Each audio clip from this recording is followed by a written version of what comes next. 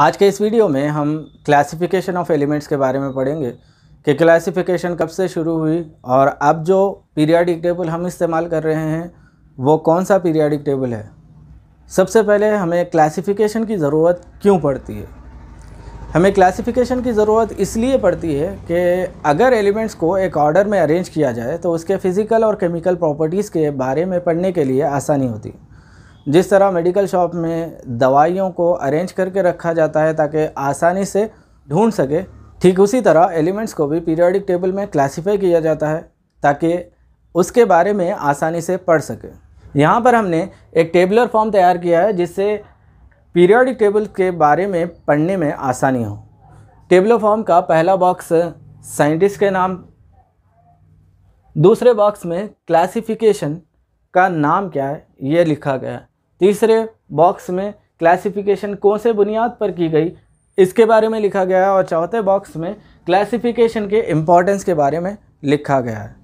आइए देखते हैं पहला क्लासिफिकेशन। डोमरनीर नामी साइंटिस्ट ने एलिमेंट्स को ट्रायड्स में क्लासिफाई किया और क्लासिफाई करने का बेसिस उसका एटॉमिक मास था। डोमरनीर के मुताबिक एलिमेंट्स को तीन ग्रुप्स में अरेंज किया गया और डोमरनीर के मुताबिक ट्रायड्स में सेंटर में रहने वाला एलिमेंट का एटॉमिक मास बाजू वाले दो एलिमेंट्स के एटॉमिक मास का एवरेज होता है। ट्रायड्स के एग्जांपल्स अगर देखें तो lithium, sodium, potassium, calcium, strontium, barium, chlorine, bromine और आयोडीन है।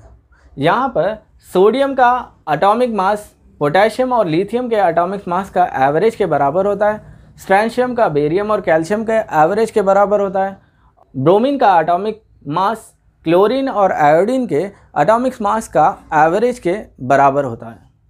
न्यूलैंड ने एलिमेंट्स को ऑक्टेव्स में क्लासिफाई किया।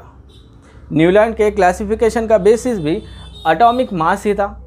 न्यूलैंड ने एलिमेंट्स को 7 के ग्रुप में क्लासिफाई किया। न्यूलैंड के मुताबिक हर 8th एलिमेंट प्रॉपर्टीज़ में फर्स्ट एलिमेंट से सिमिलर होता है। जैसे कि म्यूज़िकल नोट्स में हर 8th musical node first musical note के बराबर होता है, ठीक उसी तरह एलिमेंट्स में भी न्यूलैंड्स के मुताबिक 8th एलिमेंट प्रॉपर्टीज़ में फर्स्ट एलिमेंट से सिमिलर होता है। तीसरा क्लासिफिकेशन अगर देखें, लोथर-मेयर क्लासिफिकेशन। इस क्लासिफिकेशन का नाम एटॉमिक वॉल्यूम कर्व्स था। इसे लोथर-मेयर ने 1869 में क्लासिफाई किया और क्लासिफिकेशन का बेसिस एटॉमिक वॉल्यूम था। Atomic volume molecular mass by density के बराबर होता है। लोथर-मेयर के मुताबिक एलिमेंट्स के फिजिकल और केमिकल प्रॉपर्टीज़ उनके एटॉमिक वॉल्यूम्स के ऊपर डिपेंड करते हैं। इसके बाद आने वाला क्लासिफिकेशन मेंडलीफ ने एलिमेंट्स को मेंडलीफ पीरियोडिक टेबल में क्लासिफाई किया। मेंडलीफ का भी क्लासिफिकेशन का बेसिस एटॉमिक मासेस ही था। मेंडलीफ के मुताबिक एलिमेंट्स के फिजिकल और केमिकल प्रॉपर्टीज़ उनके एटॉमिक मासेस के ऊपर डिपेंड होते हैं। मेंडलीफ के पीरियोडिक टेबल के इम्पोर्टेंस अगर देखें तो मेंडलीफ के पीरियोडिक टेबल में 7 रो और 8 कॉलम्स थे।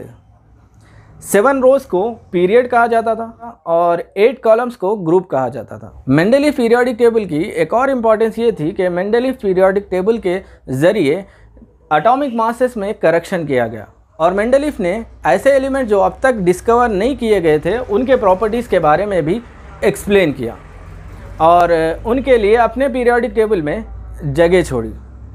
उनका नाम एका एल्यूमिनियम और एका सिलिकॉन रखा, जिसे हम अब गैलियम और जर्मेनियम के नाम से जानते हैं। आखिर में मोस्ले ने एलिमेंट्स को मॉडर्न पीरियोडिक टेबल में क्लासिफाई किया। ये पहला क्लासिफिकेशन था जिसमें एलिमेंट्स को एटॉमिक नंबर के बेसिस पे क्लासिफाई किया गया। मोस्ले ने मॉडर्न पीरियोडिक लॉ दिया जिसके मुताबिक एलिमेंट्स के फिजिकल और केमिकल प्रॉपर्टीज़ उनके एटॉमिक नंबर पर डिपेंड करते हैं। मोस्ले ने इस बात पर गौर किया कि एलिमेंट के प्रॉपर्टीज़ सर्टेन रेगुलर इंटरवल्स पर रिपीट हो रहे हैं, जैसे कि 2, 8, 8, 18, 18, 32।